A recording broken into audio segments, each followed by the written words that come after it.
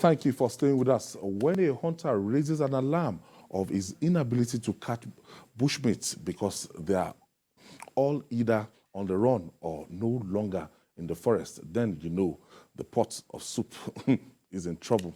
The Nigerian Association of Resident Doctors, NARD, has raised an alarm over the planned exodus by 4,000 of its members to foreign lands for better opportunities. The association blamed the exodus on government's nonchalant attitude to members' salary, welfare, and other deserved packages, warning that the country might be heading to a point where it will no longer have doctors. Jide, we started this series yesterday, and it was when we finished the program, we got some calls and we even saw comments. Now, National Association of Resident Doctors, 4,000 of its members.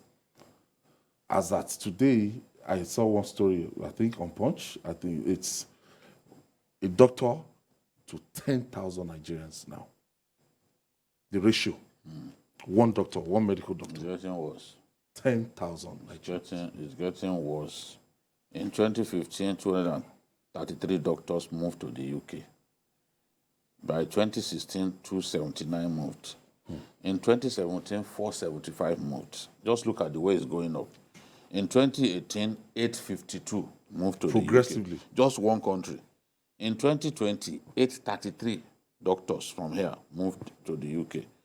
And that was the year of COVID, 2020. 833 still managed to leave Nigeria. Leave Nigeria at the height of COVID. 2021, 932 moved to the UK. We don't know how many. 2022 is going to 2022 will break all of these records. Yes. Because the rate at which people are living. I was telling you yesterday about an hospital, a mission hospital here in Lagos. I don't want to mention that particular mission, where they are left with only one doctor now, because 10 doctors just left in 1 week. So what do you do? How do you deal with that kind of situation? And other health professionals are also leaving. It's not doctors alone. Nurses, pharmacists, lab scientists, they are all leaving. They are all leaving. 6,000 pharmacists left in less than 10 years.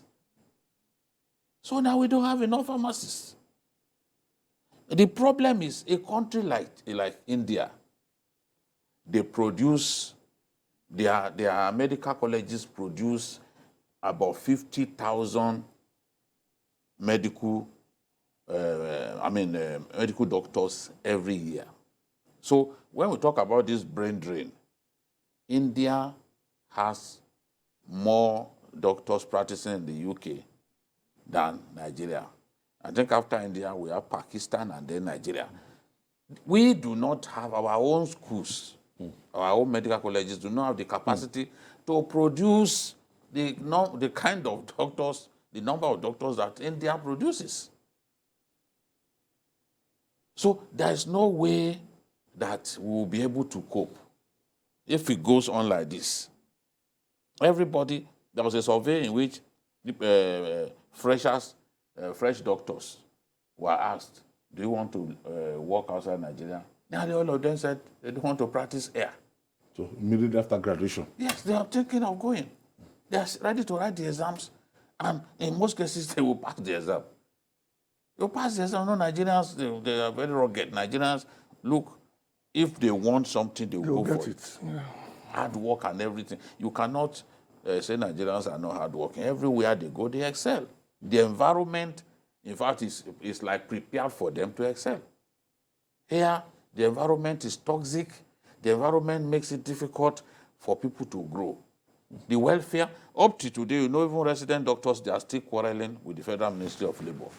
You know, they resumed, they went back to work reluctantly. They are still quarreling. The other day, I think it was Wajabi Amila who said he was going to have a meeting with them to stop them from maybe another strike. How can we go on like this?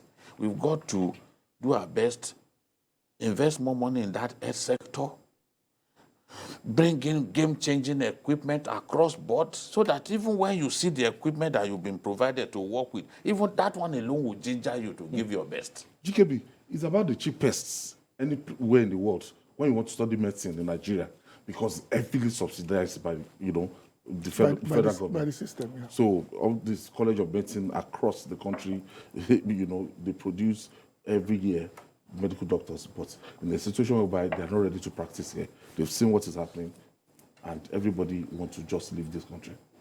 Well, yeah, I know that the doctors are very important to the system, but they are not the only one jackpot.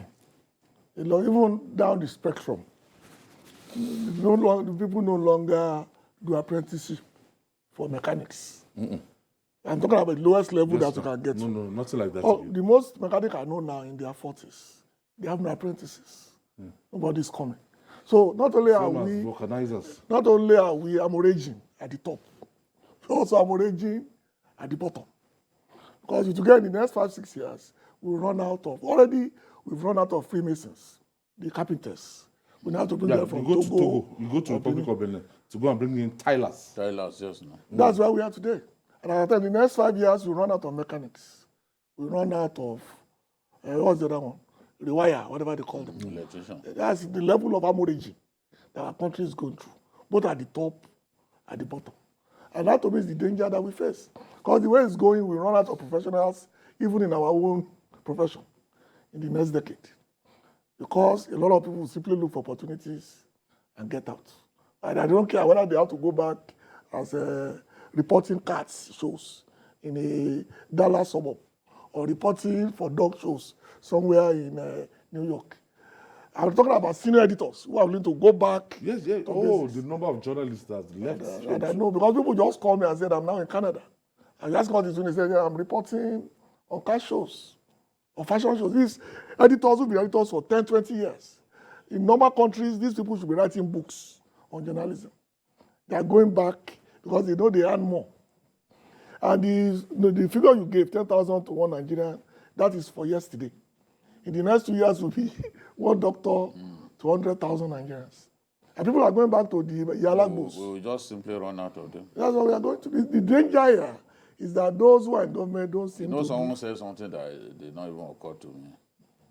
He said even the ASU strike will play a part, because when you have ASU strike and students lose a whole year, medical students are part of those who lose a whole year. Yes. When they lose 2 years, medical students are part of those who lose 2 years. Yes. So the production mill for medical doctors is already grinding to earth. Yes, already affected. Meanwhile, those who are there who have started work, they are not prepared to stay here. They are not. They all want to leave. Nurses are leaving. Nurses are well sought after. No, nurses are the highest level of migrants. They are leaving. Pharmacists are leaving. Everybody is leaving. Until the environment gets better, until politicians become less selfish and commit themselves to making our country better, coming up with well-thought-out programs and policies that can actually change things radically for our country, honestly, we will be going steadily down in many facets of life. This is a fact. There's no sentiment about it. Most people are professors today, as you know, went through the scholarship system. The Korean doctors, Nigeria paid for them. Yeah. The regions paid for them. They come back to serve for 5 years and they stay. Now, people are willing to owe scholarship money than to stay. I'm talking about people who are paid millions of naira, trained in Ukraine, trained in the US, who are supposed to come back home, spend 5-6 years, then go to private practice. They don't even want to come back. No, a lot of even TED fund beneficiaries, TED fund funded researchers, they've refused to come back to Nigeria. Government funded. Yes, by TED fund. They sent them abroad. They said they want to go and do research and all that. They simply stay there. They're still researching. There is a school not far away from